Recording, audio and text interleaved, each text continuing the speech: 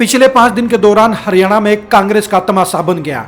हरियाणा में कांग्रेस सड़कों पर कांग्रेस के खिलाफ लड़ती हुई नजर आई। कांग्रेस ही कांग्रेस के खिलाफ नारेबाजी करती हुई नजर आई।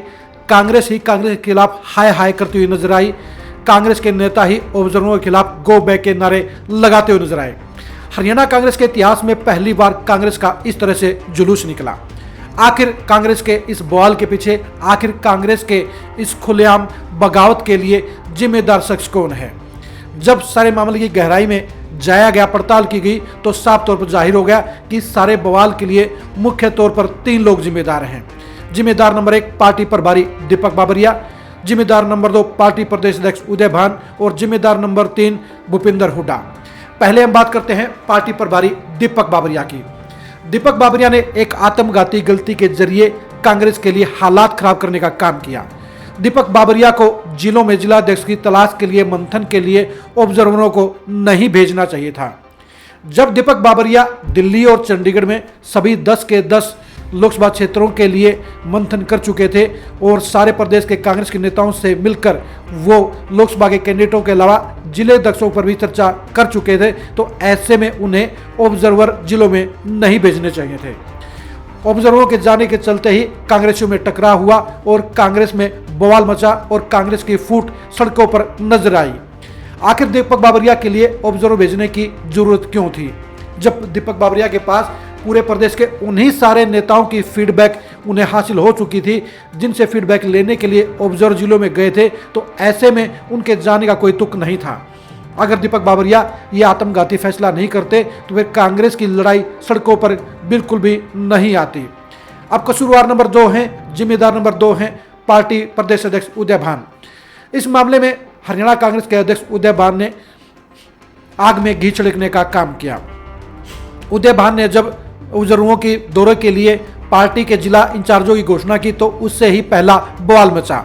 उस लिस्ट के अंदर उदय भान ने सारे के सारे हुड्डा समर्थकों को चौधरी बनाने का काम किया और पहले पत्र में जारी कर दिया कि वो मीटिंग का हिस्से होंगे और रिपोर्ट लेकर ऑब्जर्वर के साथ उन्हें देंगे। लेकिन इस मामले में जब हाईकमान के पास ऑब्जेक्शन पहुंची तो उदय भान ने दूसरा पत्र जारी करके ये साफ किया, ये सफाई दी कि पार्टी के जिला इंचार्ज इन मीटिंगों का हिस्सा नहीं होंगे। लेकिन सच्चाई ये है कि पार्टी के सभी जिलों की मीटिंगों में ये जिला इंचार्ज मीटिंगों में शामिल रहे और उन्होंने ऑब्जर्वर के साथ मिलकर सेटिंग का काम भी किया और अपने खेमे के नेताओं को एक पहल के आधार पर मिलवाने का काम भी किया, उनको ज़्यादा टाइम दिलवाने का काम भी किया। अगर उदय भान ये लिस्ट जारी नहीं करते तो ऐसे में एसआर के गुट के नेताओं को नाराजगी नहीं होती, उन्हें ऑब्जेक्शन नहीं होता। उदय भान ने इस मामले में पार्टी के सभी बड़े नेताओं को साथ रखने के बजाय उन्होंने सिर्फ हुड्डा खेमे के नेताओं को पीसीसी कोऑर्डिनेटर और जिला इंचार्ज बनाने का काम किया। सिर्फ सैलजा खेमे के 4 या 5 नेताओं को ही पीसीसी कोऑर्डिनेटर के तौर पर शामिल किया गया। तीसरे जिम्मेदार शख्स है भूपिंदर सिंह हुड्डा। भूपिंदर सिंह हुड्डा खेमे के नेताओं ने सारे ऑब्जर्वरों को अपने साथ सेट करने का काम किया, उन्हें अपनी लाइन के हिसाब से मैनेज करने का काम किया।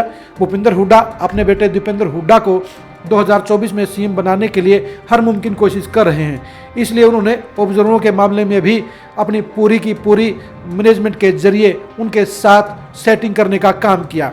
रोहतक के अंदर जिस तरह से कांग्रेस के ऑब्जर्वर ने यह साफ तौर पर कहा कि वो सिर्फ भूपिंदर हुड्डा को सीएम बनाने के लिए आए हैं, उससे इस बात का खुलासा हो गया कि ऑब्जर्वरों के साथ भूपिंदर हुड्डा ने सेटिंग करने का काम किया है।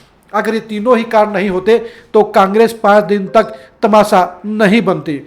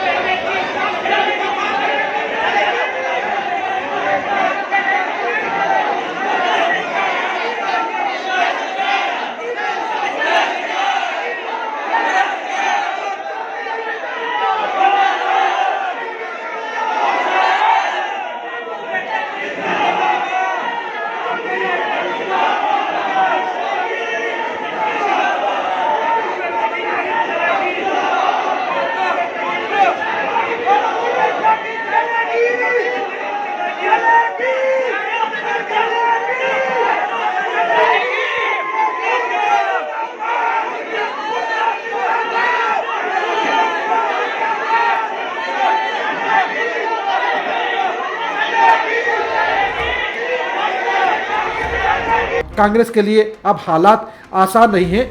जो कांग्रेस बीजेपी जेजेपी सरकार के खिलाफ आसानी से सत्ता में आती हुई नजर आ रही है, अगर ऐसे ही कांग्रेसी आपस में सड़कों पर लड़ते रहे, ऐसे ही कांग्रेस आपस में हाय हाय करते रहे और ऐसे ही कांग्रेसियों के खिलाफ खड़े रहे, तो निश्चित तौर पर जनता में इसका गलत मैसेज जाएगा और जो कांग्रेस के लिए किसी भी सूरत में अच्छा नहीं होगा। इस सारे प्रकरण के लिए पहली और सबसे बड़ी जिम्मेदारी है पार्टी प्रभारी दीपक बाबरिया की। दीपक बाबरिया को समझ जाना चाहिए कि हरियाणा कांग्रेस की गुटबाजी बाकी पूरे देश से अलग है, क्योंकि हरियाणा ही एकमात्र ऐसा राज्य है जहां पर पिछले 9 साल से पार्टी का संगठन नहीं है और संगठन बनाने में पहले के सारे प्रभारी फेल साबित हुए हैं। ऐसे में उनको भी ये समझ लेना चाहिए था कि यहाँ पर संगठन बनाना खालाजी का घर नहीं है। पार्टी का संगठन बनाने के लिए उन्हें सारे बड़े नेताओं को बैलेंस के साथ लेना चाहिए था, लेकिन ऐसा करने के बजाय वो कहीं ना कहीं भूपेंद्र हुड्डा के हाथों में खेल गए हैं और दीपेंद्र हुड्डा की टीम उनको मैनेज करने का काम कर रही है। दीपक बाबरिया को सारे बड़े नेताओं को एक साथ समझाकर और उसी आधार पर पार्टी के संगठन को बनाने की दिशा में आगे बढ़ना चाहिए था। दीपक बाबरिया को जिलों में ऑब्जर्वर भेजकर पार्टी के लिए खराब हालात के बनाने का काम नहीं करना चाहिए था, क्योंकि दीपक बाबरिया को समझना चाहिए कि कांग्रेस हरियाणा में उस दौर से गुजर रही है जहां पर सारे के सारे चारों बड़े नेता मुख्यमंत्री पद के दावेदार हैं और एसआर की तिगड़ी बनने के बाद अब भूपेंद्र हुड्डा के सामने एक मजबूत ग्रुप खड़ा हो चुका है। दीपक बाबरिया को यह भी समझना चाहिए था कि उन्हें ऑब्जर्वर के तौर पर ऐसे नेताओं का सिलेक्शन करना चाहिए था जो किसी के भी प्रेशर में नहीं आते। बाबरिया द्वारा बनाए गए ऑब्जर्वर ने साफ तौर पर हुड्डा के समर्थन में बयान देकर न केवल पार्टी हाईकमान की खराब माटी करने का काम किया, बल्कि दीपक बाबरिया के बारे में भी हाईकमान के पास गलत रिपोर्ट देने का काम किया। जिस तरह से ऑब्जर्वरों ने भूपेंद्र हुड्डा के साथ मिलीभगत करने का काम किया, उससे दीपक बाबरिया की मुहिम न सिर्फ फेल होगी बल्कि उसके ऊपर बेईमानी के आरोप भी लग गए। दीपक बाबरिया ने एक गलती और की, उन्हें रोहतक मामले में ऑब्जर्वर का आपत्तिजनक बयान सामने आने के बाद तुरंत उसकी छुट्टी कर देनी चाहिए थी और उसकी जगह नया ऑब्जर्वर भेजना चाहिए था, लेकिन दीपक बाबरिया ने ऐसा नहीं किया, जिससे साबित हो गया कि रोहतक में गया प्रभारी दीपक साफ तौर पर बाबरिया के अगुवाई में ही उसकी सोच के अनुसार, उनकी निर्देश के अनुसार ही ये बयान देकर गया है। उसके बाद में गुलाबी पगड़ी पहनकर पार्टी के ऑब्जर्वर ने जो बयान दिया वो सिर्फ लिपा पोती था, इसके अलावा कुछ नहीं था। यानी इस सारे मामले में कहीं ना कहीं दीपक बाबरिया के ऊपर उंगलियां उठ रही हैं और ये साबित हो गया कि वो हरियाणा प्रभारी के तौर पर जो अच्छी स्टार्टिंग वो करने के कामयाब रहे थे, अब वो पूरी तरह से फेल हो चुके हैं और उनके ऊपर सबसे ज़्यादा सवालिया निशान उठ रहे हैं।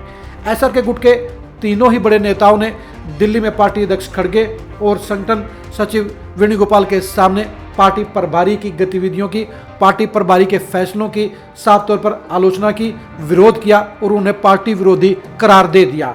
एसआर के गुट के नेताओं का मानना है कि पार्टी प्रभारी दीपक बाबरिया न तो निष्पक्ष तौर पर काम कर रहे हैं और न ही पार्टी के सभी नेताओं को साथ लेकर चल रहे हैं, बल्कि वो भूपेंद्र हुड्डा और दीपेंद्र हुड्डा के चंगुल में फंस गए हैं और उनके हितों के लिए काम कर रहे हैं, जो पार्टी के लिए किसी भी सूरत में ठीक नहीं है।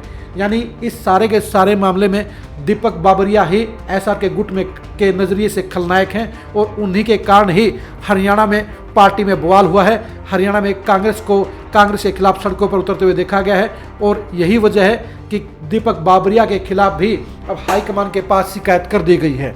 दीपक बाबरिया के लिए हालात आसान नहीं होंगे, क्योंकि हरियाणा में पार्टी का संगठन बनाने का काम पिछले 9 साल में नहीं हो पाया है और पार्टी संगठन के जरिए दबदबा कायम करने की हसरत सारे बड़े नेताओं की है। इस मामले में भूपेंद्र हुड्डा का खेमा सबसे आगे है, क्योंकि उनके पास सबसे ज़्यादा नेता हैं, लेकिन दीपक बाबरिया को अपनी जिम्मेदारी के अनुसार सभी नेताओं को साथ लेकर चलना चाहिए था, ताकि पार्टी के किसी भी नेताओं को उन पर उंगली उठाने का मौका न मिलता, पार्टी के किसी भी खेमाओं को अपनी अनदेखी होने का आरोप न लगता और पार्टी के सभी नेता उनके फैसलों को सिर माथे पर लेने का काम करते। ये तभी होता जब दीपक बाबरिया निष्पक्षता से काम करते, जब दीपक बाबरिया किसी भी गुट के साथ नजर नहीं आते। साफ सी बात है कि कांग्रेस के इस 5 दिन के बवाल के चलते पार्टी की जग हंसाई हुई है पार्टी को लेकर जनता में नेगेटिव मैसेज गया है और इसके लिए कहीं न कहीं दीपक बाबरिया, उदय भान और भूपेंद्र हुड्डा ही सबसे ज़्यादा जिम्मेदार हैं। एसआर के गुट के नेताओं को मजबूरी में सड़क पर आकर अपना विरोध जताना पड़ा है, क्योंकि जिस तरह से ऑब्जर्वरों ने आकर खुल्लम खुल्ला भूपेंद्र हुड्डा को सीएम बनाने का ऐलान कर दिया, उसके चलते उन्हें अपनी आवाज़ को बुलंद करना बेहद ज़रूरी हो गया था, क्योंकि पार्टी हाईकमान के सामने भी उन्होंने पार्टी के ऑब्जर्वरों के रोल को, पार्टी प्रभारी के फैसलों को लेकर शिकायत की है। हरियाणा के इस बवाल के चलते कांग्रेस को नुकसान हुआ है। अब देखने की बात यह कि पार्टी प्रभारी दीपक बाबरिया इस बवाल से हुए नुकसान की भरपाई किस तरह से करते हैं और हरियाणा में पार्टी के संगठन को लेकर क्या तय समय पर बनवाने में सफल हो पाते हैं या नहीं हो पाते हैं। दीपक बाबरिया के भविष्य को लेकर, दीपक बाबरिया के आगामी फैसलों को लेकर और हरियाणा कांग्रेस के बीच छिड़ी हुई इस बहसबाजी के बीच में 2024 के चुनाव पर पड़ने वाले असर को जानने के लिए आप लगातार खरी खरी न्यूज़ के साथ बने रहिए।